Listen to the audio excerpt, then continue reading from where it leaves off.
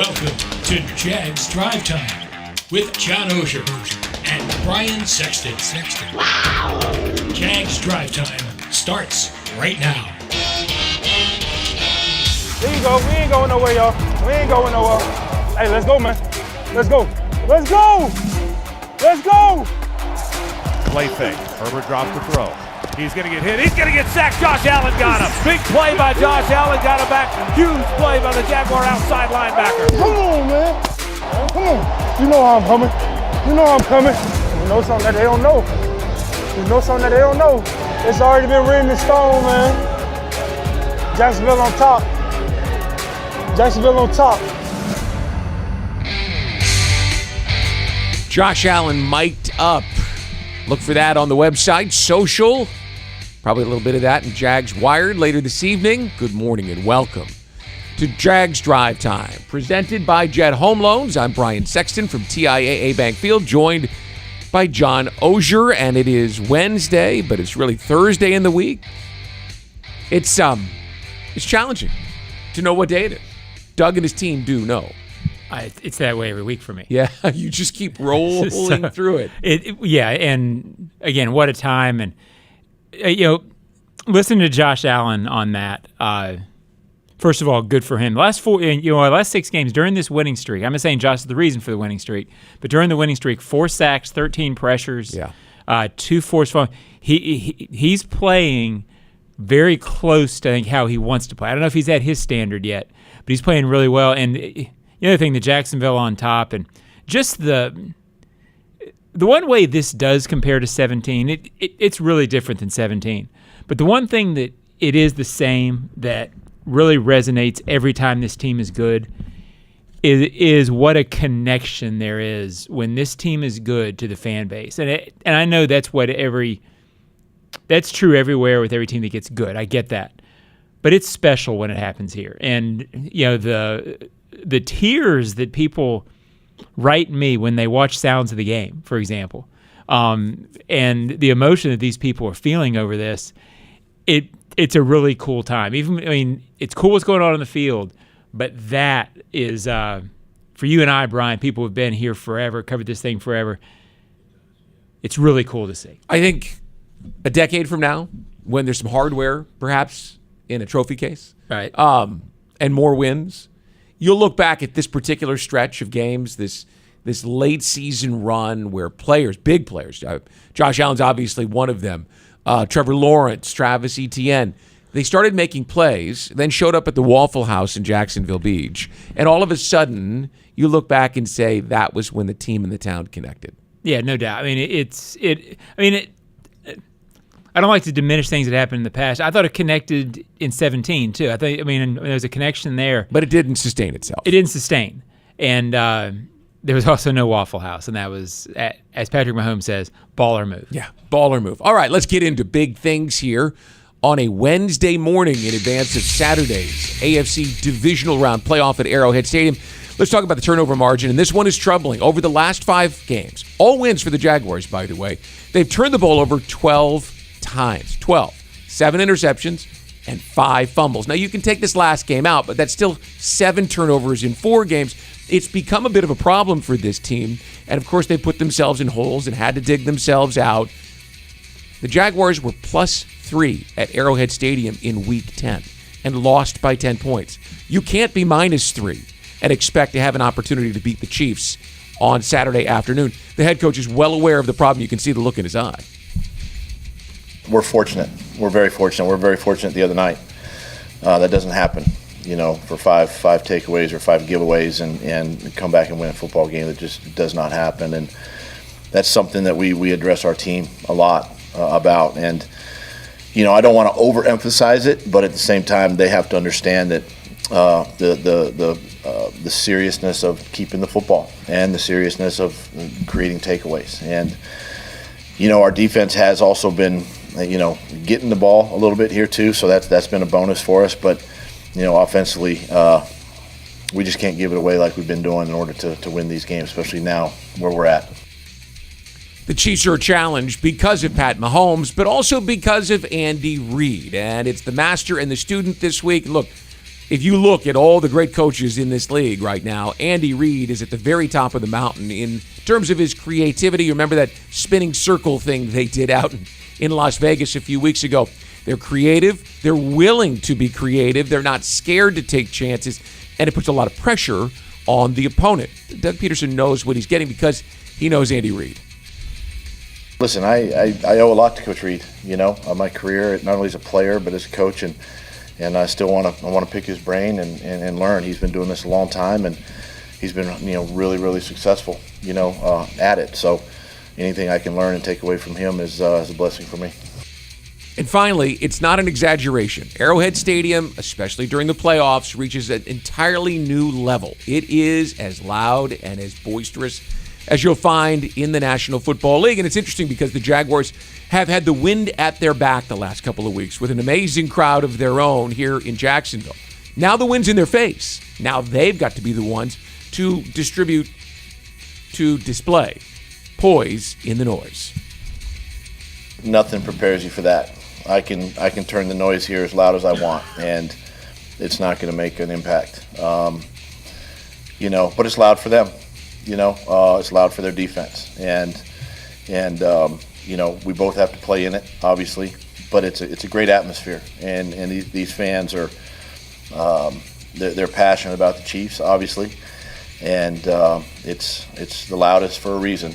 And we just got to be able to go in there and it just focuses you in, more specifically on your job. You got to be able to hear in the huddle. Things of that nature, and you just got to have a lot of the nonverbal communication, on point. And those are big things here on Wednesday morning. Let's start at the bottom there. I grew up in Kansas City, and I can remember when Arrowhead Stadium was a tomb, a mausoleum. It was empty. That stadium, when full, seats 84,000 people. I was there closing day 1984-85 against the New York Jets, where there were 16,000 people in the stands, right? They have built this thing over time into something incredibly special.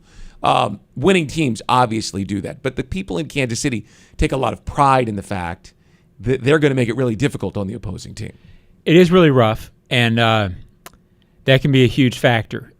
They are also strangely not unbeatable there. And in the last 4 years, they've hosted 4 AFC Championship games, lost 2. Yeah. So that tells you that there is a formula to go win this. I think the Jaguars, I think Trevor's right when he said yesterday they've communicated pretty well in some tough environments this year. They've gone on the road and they've played okay. I mean, 2 of their wins down the stretch were on the road, not in environments like this. But it can be done, and I think that'll be interesting to sort of watch Sunday what sort of formula they try to use to win out there. I mean, I think you have to force Mahomes into not being perfect, which teams have done. You saw it last year. You were at the championship game. AFC Championship game last year, John. A good, but I don't think a great Bengals defense, right? Right, good. Not stacked like San Francisco's is. They frustrated the hell out of him. Yeah. He was running left and right and throwing balls over receivers' heads. There was one famous third down opportunity where he had Tyreek Hill running wide open. And we've seen Trevor Lawrence shoot over some receivers' heads a couple of times this year. But you didn't see that from Patrick Mahomes over this run. And yet he was confused or angry or frustrated. He made mistakes, epic mistakes in the red zone late in the ball game that allowed Joe Burrow, the calm, collected quarterback that day, surprising as that sounds, to win. Yeah, and so you make that happen in some key situations, and then I keep going back, and I know we're sort of off topic. No, we're not. I keep going back to when Trevor gets hot right now, he gets blazing, where he's as good as any quarterback in the league for stretches. You can't be better than he was for the last 2 quarters in a series. Right. Get into that kind of a rhythm, shock him a little bit, and get Mahomes off spot. There is a formula there to win, and Kansas City not being unbeatable at home sort of plays into that. I think if they played 10 times, KC wins 7 or 8. Don't get me wrong; better team. They've earned this number 1 seed. They've earned the Goliath role. But it's not Denver 96 in terms of impossibility here. So it's going to be very interesting on Saturday. Here's the interesting part, and the reason I wanted to include the prevailing wins in our storyline today is because not every quarterback in this league can stand in the shotgun with that kind of noise and be able to focus and decipher what the defense is doing and then communicate it. We heard from every player in the locker room yesterday. Communication, communication, communication. It's key. Trevor has that ability to be able to take that difficult situation and his heartbeat doesn't get too high. Yeah. He doesn't lose his focus. That's rare. If we learned anything on Saturday, I made the point on Monday, and I'm glad I said it. We learned more about Lawrence on, Saturday than we would have had he been perfect. When your heartbeat doesn't raise and you don't panic after 4 picks in that situation, knowing, guess what, Brian? Those 4 picks were different than 1 o'clock against the Texans in October. The entire football world's watching. He intrinsically knows Twitter's blowing up and writing him off. To come back from that and play that kind of level, not just play okay, but get increasingly better, his mental game is as sharp as his physical. I don't want to say it's unprecedented what that is, because there's a lot of great quarterbacks with mental game, but I can't imagine anybody better in that situation. Well, it's the 3rd best come from behind win in playoff history, Yeah. and John, the 5th best come from behind win in NFL history. Yeah, again, I think I'm not sure any of those comebacks were as awful in terms of the quarterback position. I don't think all those picks were his fault, but as a quarterback, you really own any pick. So to come off with 4 and then just click it and be as good as there is in football, that's otherworldly. I mean, that's next level stuff. All right, let's touch on the other 2 big things quickly, and that's the turnovers. And we've seen them in recent weeks. And obviously, there were 5 last week.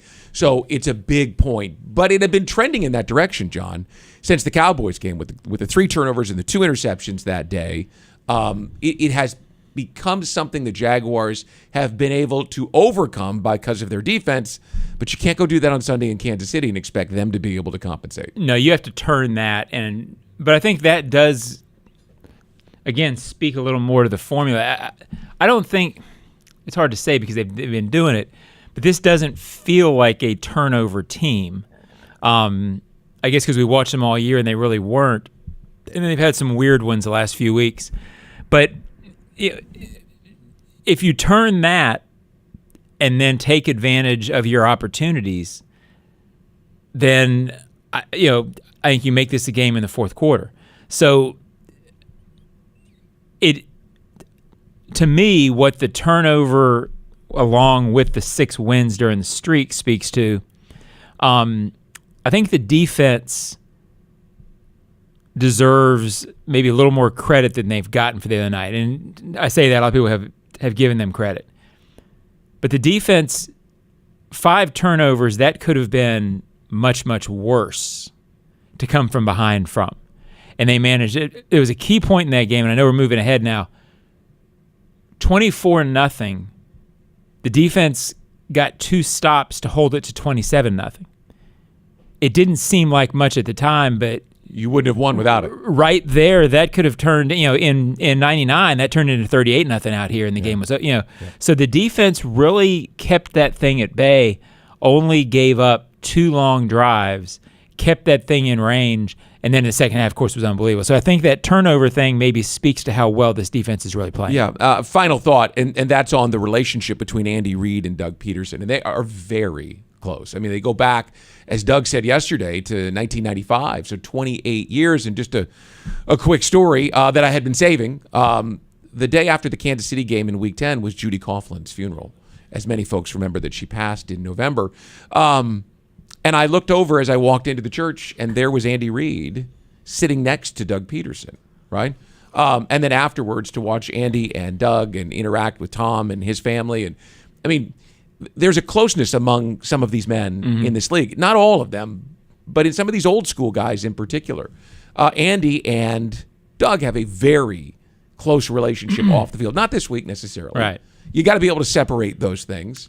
But this is student versus teacher and friend versus friend. Yeah, and you mentioned earlier, and you're right, I agree with you, master versus student.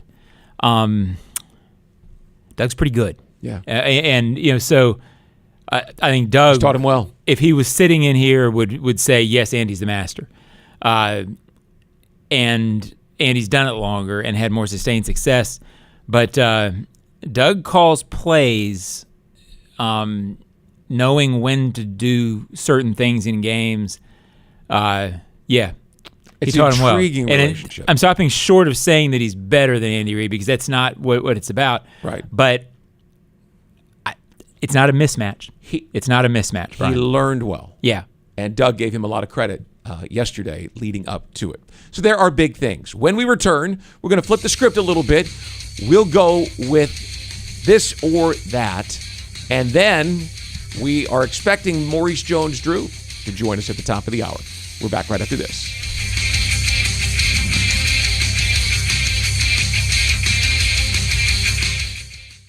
Hey Jags fans, Brian Sexton for Dreamfinders Homes. In a complex housing market, do decisions on the biggest purchase of your life stress you out? At Dreamfinders Homes, they can build the home of your dreams in one of their many communities in Northeast Florida. With a mortgage company in-house, they're here to assist you throughout the entire process. Choose from their wide range of single-family homes or townhomes from the 300,000s. Dreamfinders Homes specializes in homes built to fit your lifestyle.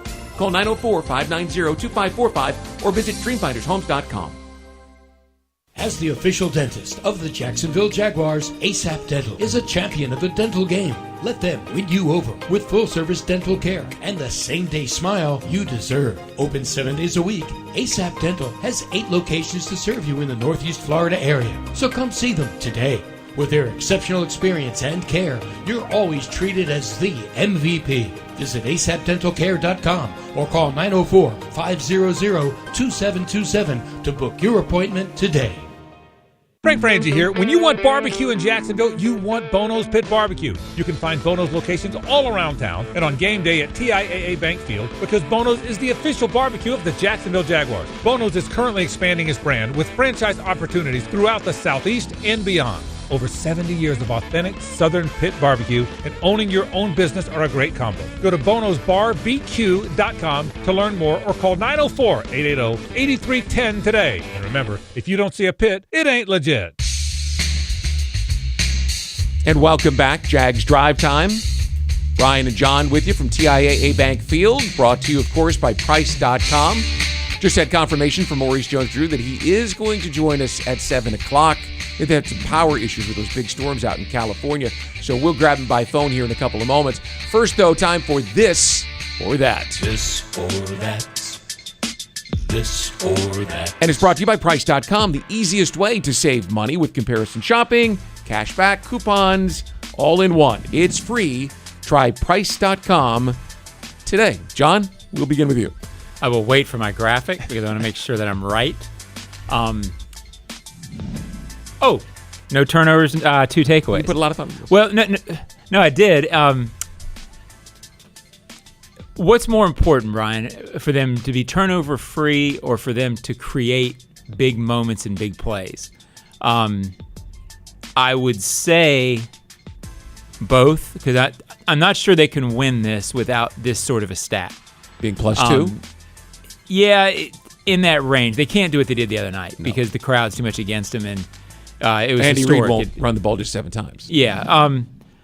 I would say the no turnovers is the more key because you don't want that crowd to start believing and start feasting on the situation. You can get turnovers. If the 2 turnovers lead to touchdowns, then they're more important. But I think it's critically important that you not give away points, give away momentum. You don't want the offense in the first quarter coming off the field saying, here we go again. A defeatist thing, because I don't know that there'll be the energy to pull them back up on their own, if that makes any sense. And maybe shortchanging them. Maybe they could.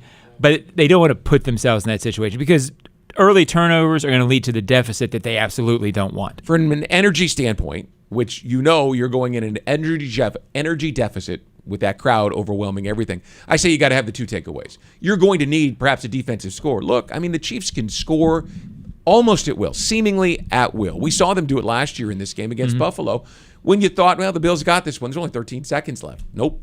No, right. Tyreek Hill down the field. Here we go. And it went to overtime, and Kansas City won. You're going to need points. You're going to need big plays. The defense has to give them. I'll say you're going to make a mistake or two. It's going to be loud. It's going to be snowing at some point during the game now. The forecast has changed pretty radically in the last 24 hours. And so you're going to need what that defense can give you to keep the offense moving forward. I'll say those two takeaways are more important than whether you turn the ball over or not. The huge key to me, Brian, is that you keep looking for ways that say, okay, how can the Jaguars find the formula to win this game? I do believe the fact that, as we talked about all year, I've sort of joked that this defense and this team has been confident and believed in itself even when they hadn't earned it. And I say that as a compliment in that they believed even when they were struggling that they were good. And it showed the other night. Obviously, a 27-0, you have to be really dim to believe you're coming back. Yeah. But they believed it because they knew it and they were right. So this defense doesn't seem to get bothered or down on itself when it gives up plays.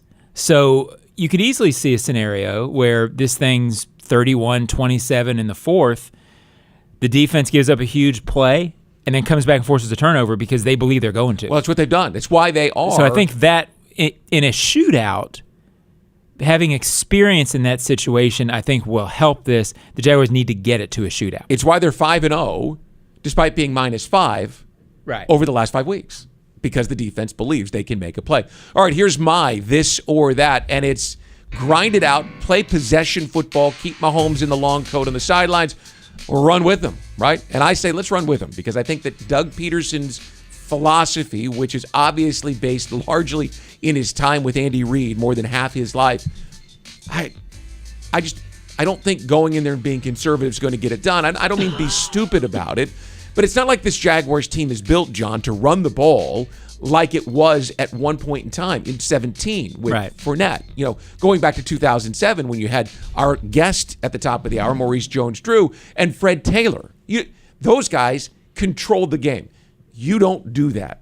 At least you haven't proven that you can do it consistently week in and week out.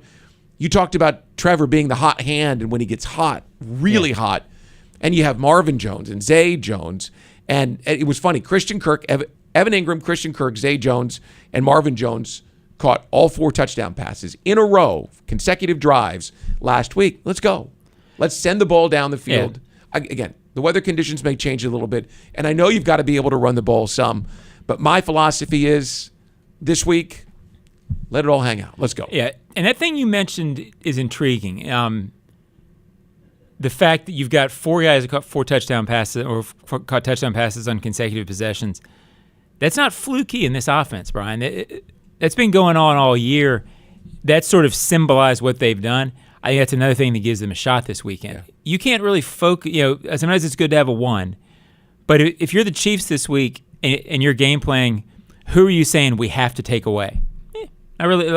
Like there's really nobody that they have to focus on. They got to focus on 4 or 5. And Trevor Lawrence, for a young quarterback, is remarkably good at not caring who he's throwing to. Right. That's something that hasn't been discussed a whole lot. That gives them a chance. I think the grind it out versus run with them will be decided in the first few series. I think they want to try to run ETN. If they can figure out a way to minimize Chris Jones and get ETN some room, then you might see them gear a little more toward the grind. If they can't, I don't think they're going to be stubborn about it. I just go back to last year when the Bills did everything you thought it took to win in Kansas City, including grabbing the lead with 13 seconds left to play, and it wasn't enough. You can't have enough points against this quarterback and that coach in that stadium on Sunday. We'll see. All right, let's take a break. When we return, Maurice Jones Drew joins us from California, to talk a little bit about his comments from halftime on Saturday night and what he thinks happens on Saturday at Arrowhead Stadium. You're watching Jags Drive Time, presented by Jet Home Loans, and we're back after this.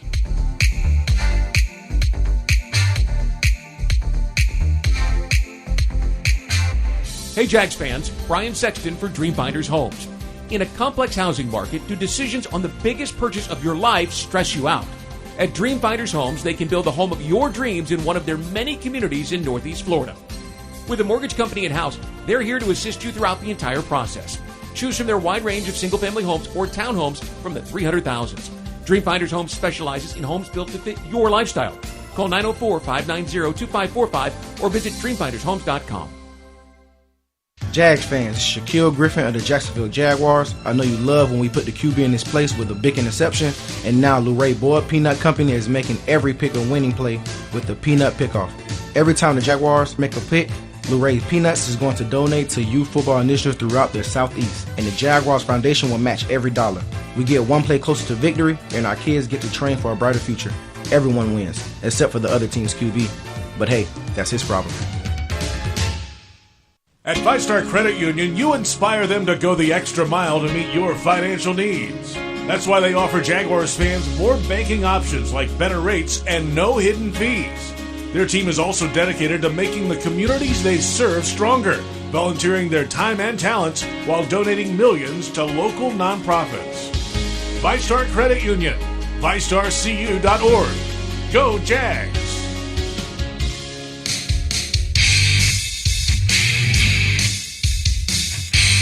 Jags Drive Time is brought to you by Publix. Publix, where shopping, as you know, is a pleasure. One man stood alone, shouting at the top of the mountain, "I believe in the Jaguars!" Who is that man? It's halftime. The Chargers are up 27-7. The most Charger thing to do is allow the Jags back in the game in the second half, and they went on a last-second field goal. All right, and I'm gone.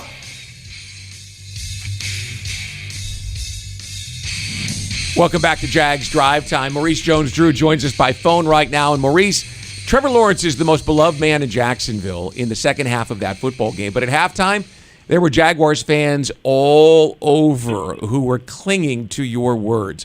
Was it blind faith? Was it, hey, I've got nothing to lose, might as well swing at this one? What prompted that on Saturday night? Well, Brian, first and foremost, first and foremost, hello. How are you? It's been a long time. Good morning. Good morning. Yeah, it's a little early over here on the West Coast, but I'll tell you this. I've watched the Jags the last, really close to the last 10 weeks, and that's kind of how they've played. They've hung. People allow them to hang around. They found a way to make a play or two in the second half and get them back in the game. So, if you look at the Baltimore Ravens or the Las Vegas Raiders, they were down by 17. So this wasn't a place where the Jags have been where they've folded or done anything like that. They've just continued to fight. And so knowing the Chargers, obviously being in L.A. with the Rams and seeing some of the Chargers games as well, they kind of let their foot off the gas a little bit a lot when they get big leads. And so to me, it only seemed right that after that score right before half, the momentum had kind of shifted a little bit. And knowing that the Chargers aren't one of the best running teams in the league, that they were going to give the Jags an opportunity. And sure enough, man, I mean, you can start to see the momentum start to change. Their sideline started to change. Bosa had some uncharacteristic penalties. And all these things started to happen. And sure enough, bang, boom. Here we are, and the game gets close. The kid misses the extra point, right? He missed the extra point or a field goal or something. And he missed a 41-yard field goal. Say it again? He missed a 41-yard field goal. There it is. And I knew it was. I was like, it started, and that kid hasn't missed at all. And actually, we had him in camp with the Rams. I say we because I work for the Rams now, and he was really good. He just couldn't beat out Matt Gay, and everything started to happen. And I kind of had a feeling, but I just knew after that first touchdown the first touchdown in the first half, right before that, the momentum has shifted and it was going to get a little ugly there for the Chargers. Maurice, John Oesher here. We appreciate you doing this. I do stay up on Sundays and watch you when you're on the late night show. Only watch the weeks you're on. I don't watch the other weeks. But you've been on this train all along. Even when this team was 2-6, you were still talking positively about the Jags. And I know you do because you love the Jags, but there was also something you liked about this team. What has it been all along? Well, I think the biggest thing for me is, during that coaching search, I got an opportunity to talk with Shad Khan, and we kind of talked for about about an hour and a half, 2 hours, and just breaking down different candidates. And he talked about Doug Pederson and what he liked about him. And I actually was like, I really like Doug Pederson. I love that he's a former player, and he's a problem solver. And I think that as a head coach isn't valued enough. Right, a guy that can solve problems for your quarterback, or help your quarterback solve problems. And to me, that was always the big question. Last year, there wasn't enough quarterback resources on that team to help Trevor as he got stuck into some situations. Right, it caused a little bit of frustration. Guys are used to winning, whatever it might have been. Well, you bring in Doug Pederson. You have Mike McCoy as the quarterback coach. You have the OC. You have a ton of knowledge all around your quarterback to give him opportunities, and you saw spurts. You saw times where the Jags would be able to score points at will and play really good defense, and it was just trying to get it all together. And so I really feel it was after that Chiefs game where they played really well, and offensively they kind of stumbled a little bit in the red zone. And it was like, okay, if they could put this thing together, they'll be okay. And I feel like right after that bye week, you started to see them play different. And so to me on that show, it's like, look, I'm going to always root for the Jags, but this isn't just like me rooting for the Jags. This is actually something that's going on. They have a lot of talent on this roster. They have a young nucleus that can play really well, and they're going to continue. They continue to fight. And so to see all those things kind of happen down the stretch was awesome. And you always wish for that. Like when I was there, we always wished that we could play well in the second half and do all those things. Well, these guys are actually doing it, which again is big time. So the fight gets tougher on Saturday, obviously. That crowd, that quarterback, that coach. You're the offensive coordinator, right? I mean, you tell me. Do you grind it out or do you air it out? What's your philosophy going into Kansas City this week with this team based on what you know of it? Well, to me, it's you want to stay balanced. And I think that's what allows you to come back against the Chargers, the ability to still be able to run the football.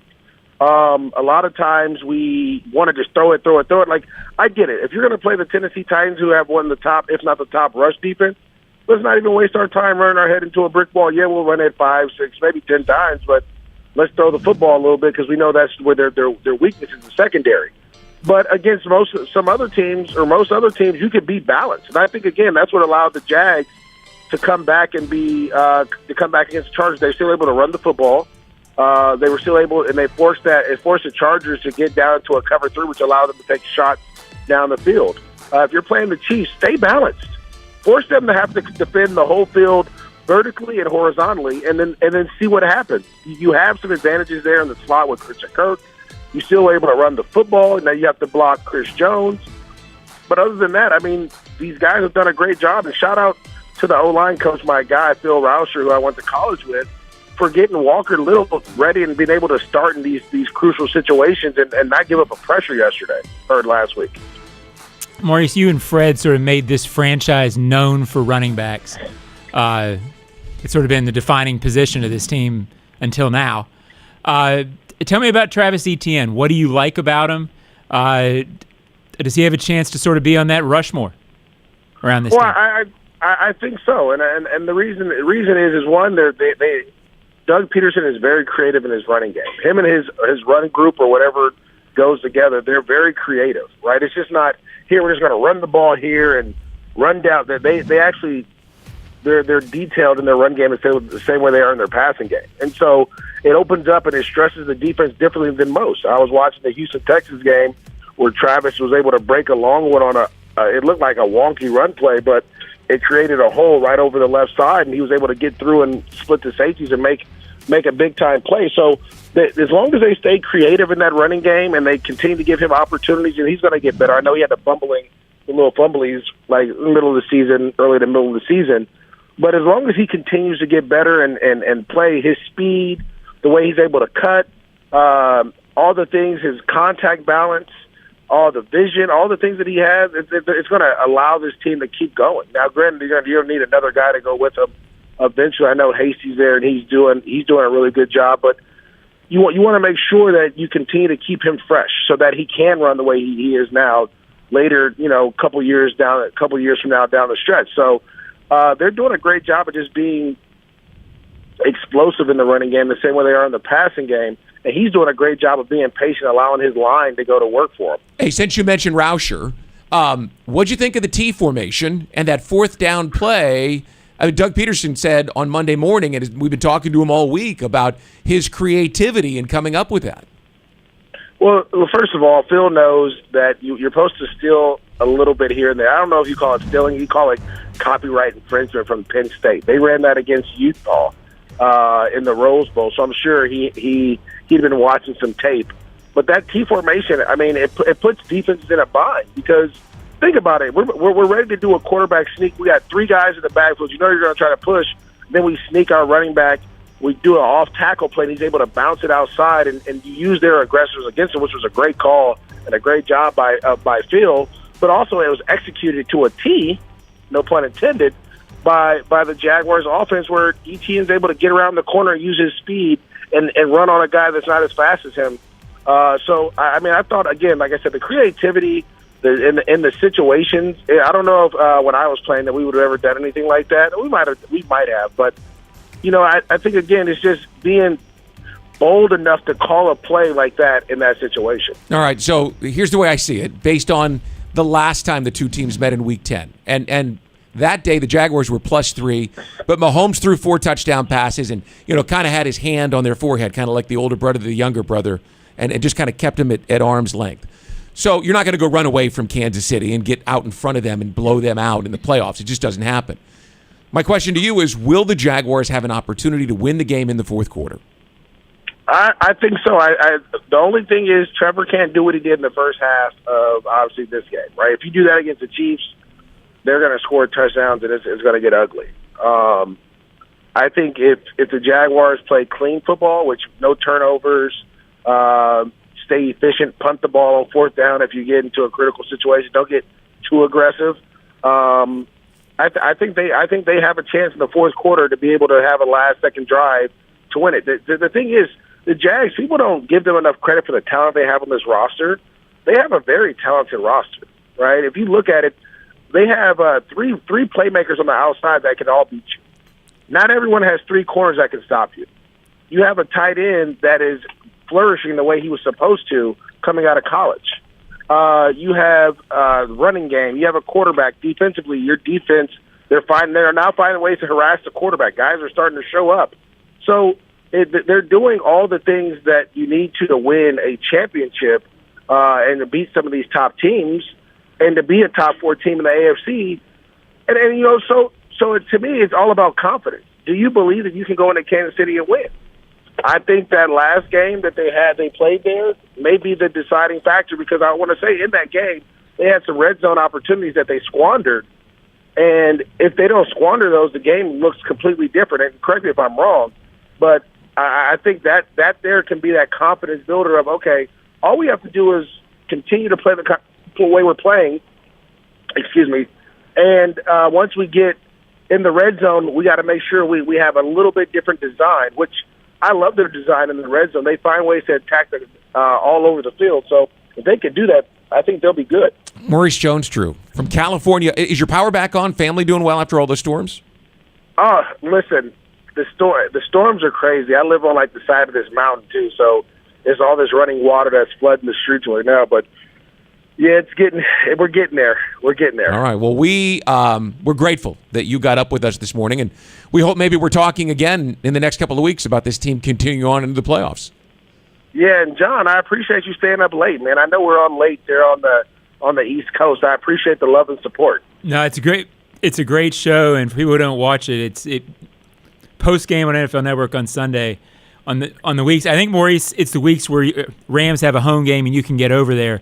But it's a really entertaining show. Great job with it. From one of the most entertaining players in Jaguars history. Mo, we appreciate you, big boy. Take care of yourself. All right. Best to your family. Same to you guys. See you later. All right, that's Maurice Jones Drew, an eager, energetic, erstwhile believer in Jacksonville and the Jaguars.